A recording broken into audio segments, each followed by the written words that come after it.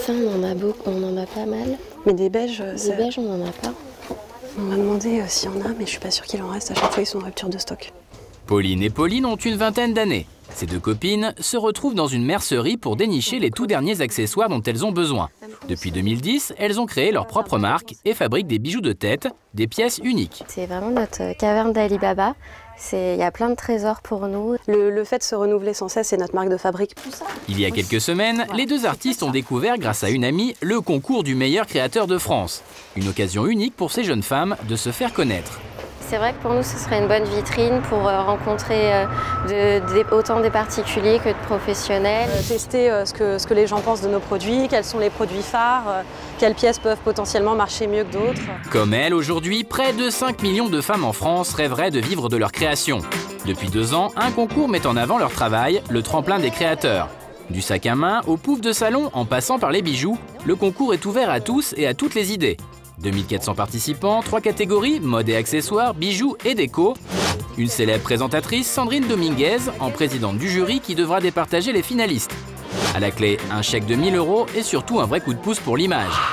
Surprise, les créateurs de ce concours presque exclusivement féminin sont 2 hommes. Avec ce tremplin, ils ont voulu soutenir les jeunes créateurs français et particulièrement les créatrices. On parle souvent des entrepreneurs en ayant l'impression qu'il n'y a que les hommes qui créent leur entreprise.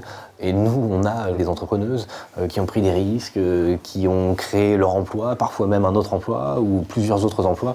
Et donc nous, on est vraiment très fiers de pouvoir aider ce phénomène. Quand on est une jeune créatrice, ce n'est pas toujours facile de sortir de l'anonymat. Ce concours est une chance unique pour elles de se faire remarquer. Ça leur permet quand même de bien décoller au moment du concours et en plus, le concours est souvent autour de Noël, donc c'est l'idéal pour eux d'être mis en avant à ce moment-là. Côté exposition, le tremplin des créateurs a déjà réussi son pari puisque l'info a été relayée près de 5 millions de fois sur les réseaux sociaux, de quoi motiver les participantes. Ensuite, je vais appliquer le doré. Marine, 26 ans, adore revisiter les objets du quotidien en leur donnant un petit côté rétro. Je vais laisser sécher 20 petites minutes. Pour montrer à la France entière son incroyable talent, cette autodidacte passionnée s'est inscrite au concours dans la catégorie déco. La déco, ça a toujours été une passion. Depuis toute petite, j'ai toujours adoré ça. Puis j'ai toujours aimé bricoler. Et d'ailleurs, plus jeune, je voulais être décoratrice d'intérieur. Marine a un petit secret pour trouver l'inspiration.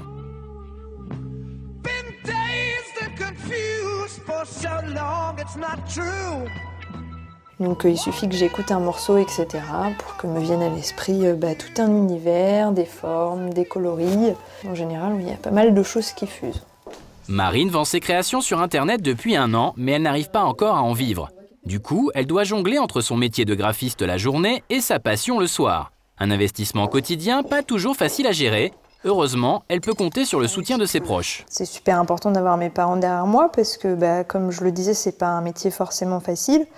Et il y a des coups de blues, et il y a des grands moments de doute. On l'encourage et on l'encouragera encore parce que j'espère qu'elle va réussir dans ce métier. Elle a du talent, donc elle va y arriver. Nous retrouvons nos 2 créatrices de headband qui sont inscrites dans la catégorie mode et accessoires. Elles ont rendez-vous avec Marine, la gestionnaire de la bande. Alors c'est bon, vous avez trouvé? On s'est un peu lâché. Il nous reste des sous quand même ou pas? Bof. Ces 3 amies ont eu la bonne idée au bon moment. Le bijou de tête cartonne et elles arrivent à vivre de leur création. Le bijou de tête, en fait, ça peut être autant un serre-tête qu'un bandeau, qu'un turban. C'est un accessoire qui peut être porté par tout le monde, par tous les âges. Par exemple, celui-ci, on pourrait aussi bien le porter en soirée qu'au travail avec une chemise et un jean, quoi. C'est une passion qu'on a depuis toute petite, en fait, en allant dans le grenier de nos grands-mères, en fouillant dans les malles, les choses anciennes qui nous sont transmises par même nos parents, en fait. Les filles vendent leurs bijoux de tête entre 40 et 280 € pièce, et si pour l'instant la marque peine un peu à décoller, elles espèrent que le concours va enfin les aider à prendre leur envol. Ça y est, le grand jour est arrivé. Une 50aine d'artistes ont fait le déplacement pour connaître les grands gagnants de cette 2e édition du tremplin des créateurs. Notre trio de créatrices est bien entendu de la partie, ainsi que Marine, notre experte en déco. À quelques minutes du verdict, la tension est palpable. Toutes ces jeunes filles rêvent de vivre enfin de leur création. On croise les doigts et on espère que le résultat sera positif pour moi, quoi. Sandrine Dominguez, la célèbre présentatrice, est la présidente du concours. Rendre visible de petits créateurs, l'idée l'a séduite. Rassembler une communauté des créateurs qui n'ont pas la possibilité d'être encore dans les magasins ou d'être distribués, diffusés. Et je me dis, c'est formidable de pouvoir leur donner la parole, quoi. Et surtout la possibilité de vendre leur création. Le moment tant attendu est arrivé. Sandrine Dominguez va remettre le prix du meilleur créateur déco. La gagnante déco est super. Pour Marine, c'est la consécration. Son travail est enfin reconnu. Dans la catégorie bijoux, c'est cette jeune femme qui remporte le concours avec ses créations originales. Super contente d'avoir gagné. On fait ça pour notre passion et ça fait vraiment plaisir de voir que ça plaît à des gens et qu'on fait pas ça pour rien, quoi. Vient ensuite le tour de nos 3 drôles de dames. Vont-elles être élues meilleure créatrice de France? Headbound by accessoiring. Ce sont d'autres créations qui remportent le concours dans la catégorie mode et accessoires. Nos amis sont un peu déçus. C'est une très bonne expérience pour nous et puis pourquoi pas recommencer l'année prochaine et peut-être qu'on gagnera cette fois.